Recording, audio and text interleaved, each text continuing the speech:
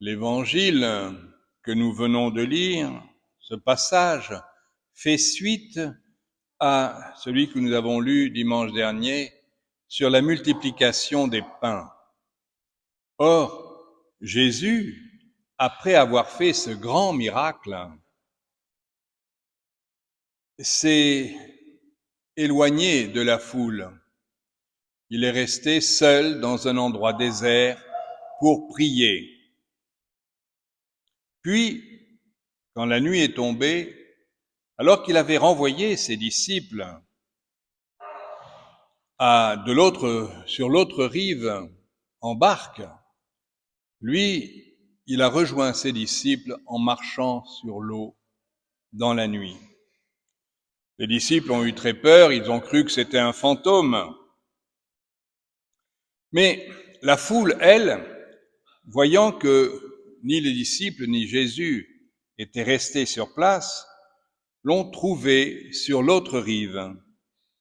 Et ils lui disent, « Comment es-tu arrivé ici ?» Mais Jésus ne satisfait pas leur curiosité. Jésus continue à les enseigner. « Vous me cherchez non parce que vous avez vu des signes, mais parce que vous avez mangé à votre faim. » C'est un petit reproche que Jésus nous fait à tous. Nous voudrions que Jésus exauce tous nos désirs. Et en particulier, nous voudrions qu'il n'y ait plus de mal sur la terre. Nous voudrions que le Seigneur nous supporte comme nous sommes. C'est pourquoi Jésus dit, « Vous avez mangé à satiété, mais vous n'avez pas compris le signe que j'ai fait. » Alors, il dit, « Travaillez, non pas pour la nourriture qui se perd, mais pour la nourriture qui demeure. » Il pourrait nous dire, « Travaillez, non pas pour rendre un monde plus juste, non pas pour satisfaire vos désirs et vos impatiences, mais pour la vie éternelle. » Or, l'homme vit sur la terre comme s'il devait y rester toujours. L'homme vit sur la terre comme s'il ne devait pas rendre des comptes à Dieu. L'homme vit sur la terre comme si Dieu n'existait pas.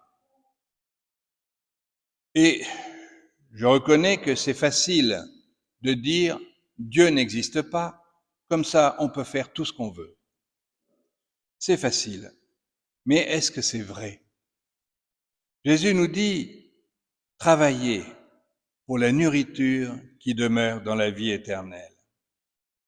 C'est l'enseignement constant de Jésus. Toujours, il nous rappelle la vie éternelle. Nous ne sommes pas sur la terre pour profiter de la vie. Nous sommes sur la terre pour préparer la vraie vie, la vie éternelle. Et les Juifs, la foule des Juifs qui étaient là, dit, « Que devons-nous faire ?» Et Jésus répond, « Croyez en celui que Dieu a envoyé, c'est-à-dire croyez en moi. » Les Juifs ont très bien compris qu'il dit « croyez en moi », alors qu'il a dit « croyez en celui que Dieu a envoyé ». Mais il interprète très bien en disant « c'est lui ». Et ils ont le culot de dire « quel signe vas-tu accomplir ?» alors qu'ils viennent d'assister à la multiplication des pains. Et ça, c'est une constante de l'homme. Il se bouche les yeux pour ne pas voir les signes. Jésus accomplit des signes, même de nos jours. Il y a encore des miracles. Jésus nous ramène à la vérité, à la vie éternelle, Et nous, on est toujours en train de discuter avec Dieu parce que les choses ne vont pas comme nous voulons.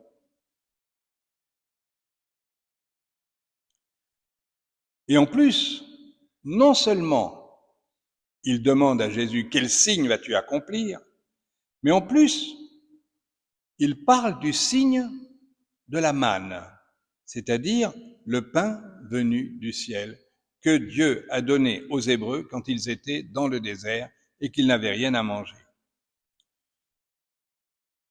Alors que Jésus vient de multiplier les pains et les poissons. Et que Jésus, par cette multiplication, nous introduit dans le mystère de l'Eucharistie, c'est-à-dire du pain du ciel. Le pain que l'on mange non pas pour nourrir notre corps, mais pour transformer notre âme. Et il termine avec une phrase très précise, « Moi, je suis le pain de la vie ». Jésus est le pain qui nous nourrit.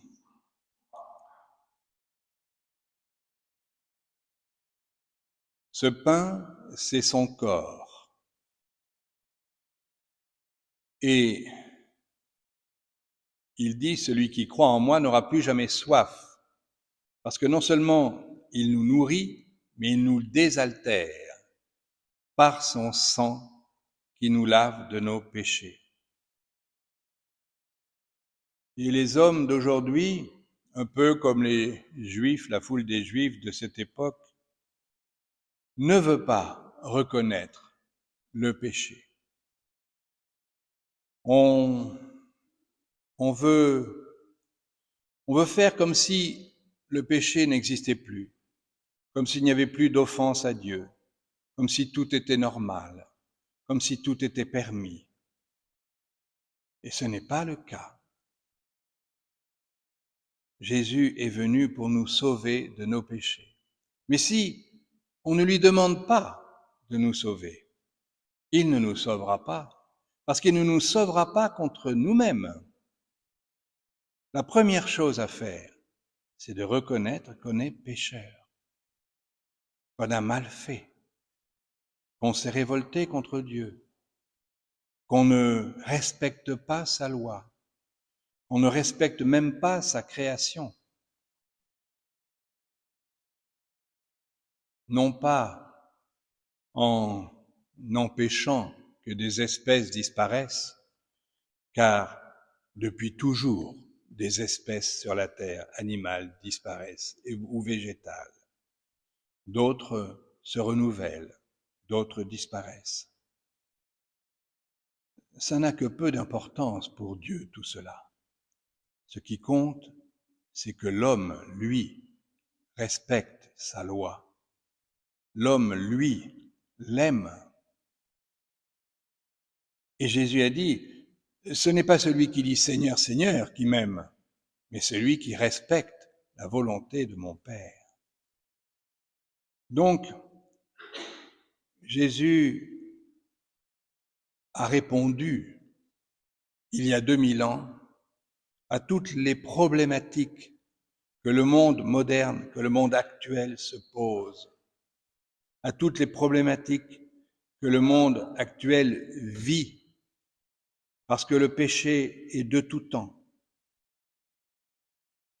Les Romains faisaient des orgies, les Grecs aussi,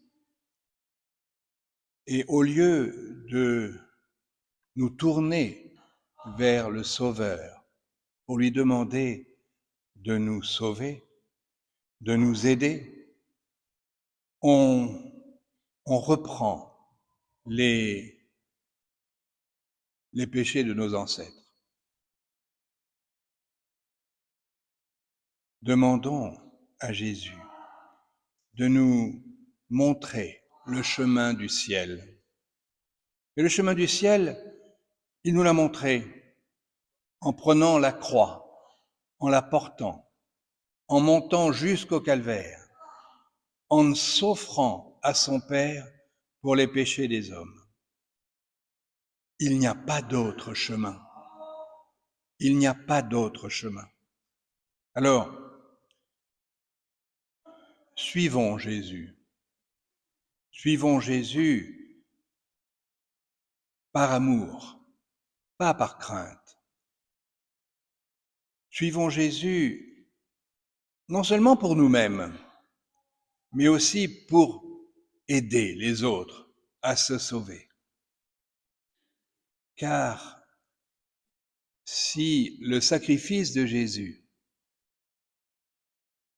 accepté et offert pleinement par la Vierge Marie, a sauvé toute l'humanité, Jésus nous appelle à partager ce sacrifice, à l'aider.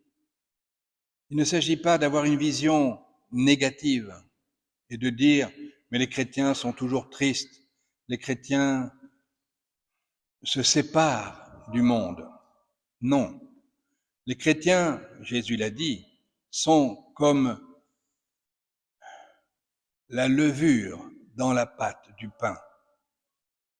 C'est eux qui élèvent toute l'humanité vers la vie éternelle. Par leur humilité, par leur obéissance, par leur amour et par leur pardon.